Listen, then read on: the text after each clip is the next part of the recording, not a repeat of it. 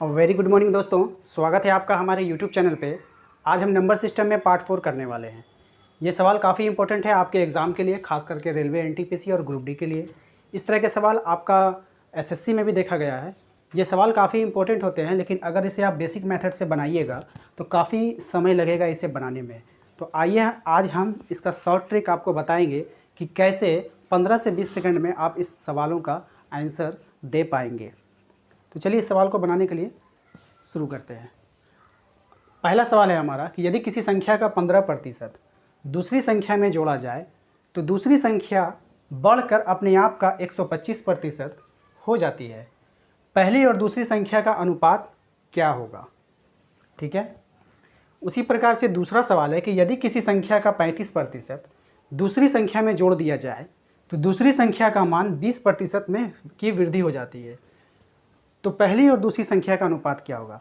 इस तरह के सवाल में आपसे दोनों संख्या का अनुपात ही पूछा जाएगा, इसके सिवा कुछ और नहीं पूछा जाएगा। तो चलिए इस सवाल को किस तरह से बनाना है, आइए शुरू करते हैं।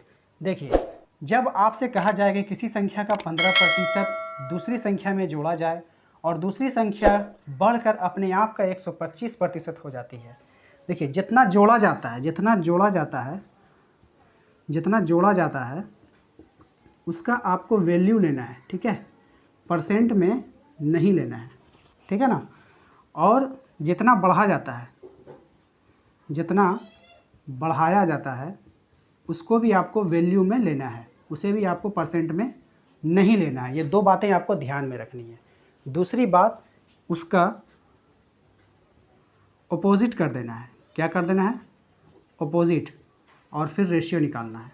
उसके अपोजिट का रेशियो निकालना है। आपको तीन बातें ध्यान रखना है। जो जोड़ा जाता है उसका वैल्यू लेना है, परसेंट में कैलकुलेशन नहीं करना है। दूसरी बात है, जितना बढ़ाया जाता है उसका भी वैल्यू लेना है, परसेंट में कैलकुलेशन नहीं करना है। और तीसरी बात, जब उसका हम रेशियो निकालने लगेंगे तो उसका अपोजिट लेंगे, ठीक है ना, उसके उल्टा का रेशियो निकालेंगे, ठीक है।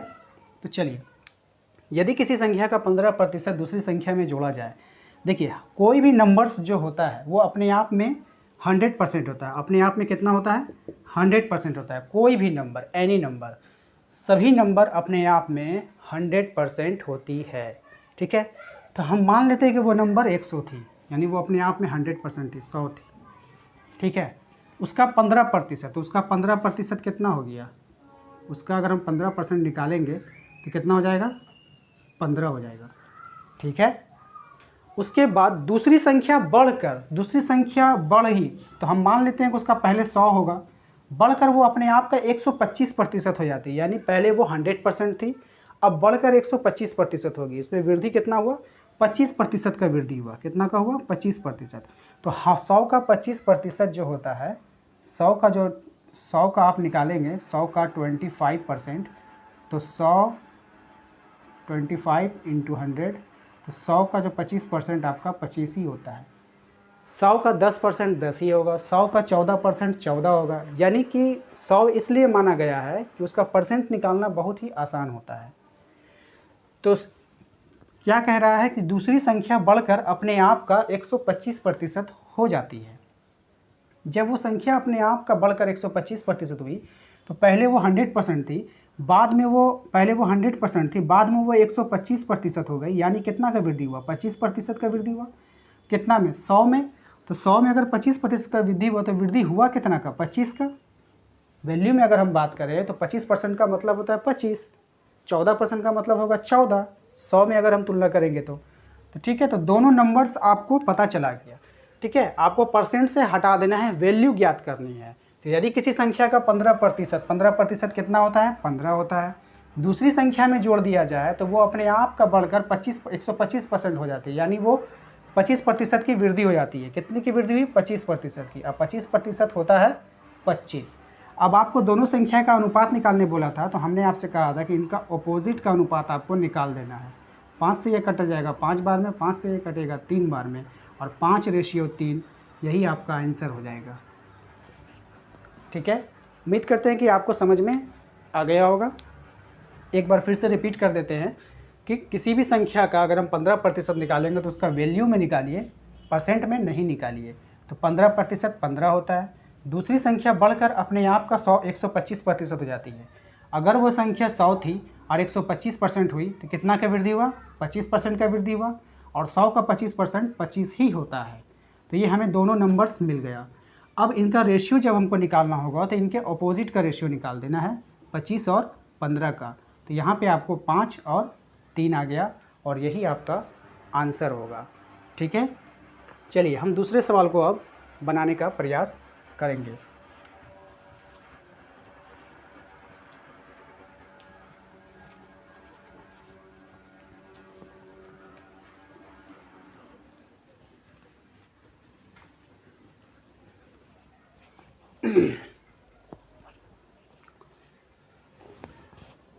दूसरे सवाल में हमसे कहा गया है कि यदि किसी संख्या का 35% दूसरी संख्या में जोड़ दिया जाए तो दूसरी संख्या के मान में 20% की वृद्धि हो जाती है, तो पहली और दूसरी संख्या का अनुपात क्या होगा? ठीक है, चलिए इसे बनाते हैं। देखिए, किसी संख्या का 35%, अगर वो संख्या आपका स्टार्टिंग में 100 था तो उसका 35% कितना होगा? आप ही बताइए। 35% 35 होगा, अभी आपको बताया गया था। ठीक है, दूसरी संख्या में जोड़ दी जाती है तो दूसरी संख्या के मान में 20% की वृद्धि हो जाती है। अगर दूसरी संख्या 100 थी, अगर उसके मान में हम 20% की वृद्धि करेंगे तो 100 का 20% कितना होगा? 20 ही होगा, तो 20 की वृद्धि होगी।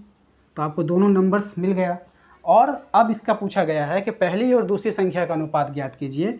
तो पहली और दूसरी संख्या का अगर आपको अनुपात कहेगा तो ये पलट जाएगा, यानी आपको 20 इधर रखना है और 35 इधर रखना है। इसके बाद आप इसको शॉर्ट कीजिए, 5 से 4 बार में, 5 से 7 बार में, 4:7, यही आपका आंसर होगा। उम्मीद करते हैं आपको ये समझ में आया होगा। अगर समझ में आया है तो वीडियो को लाइक ज़रूर कीजिएगा, साथ ही साथ हमारे चैनल को सब्सक्राइब करना ना भूलिएगा। Thank you.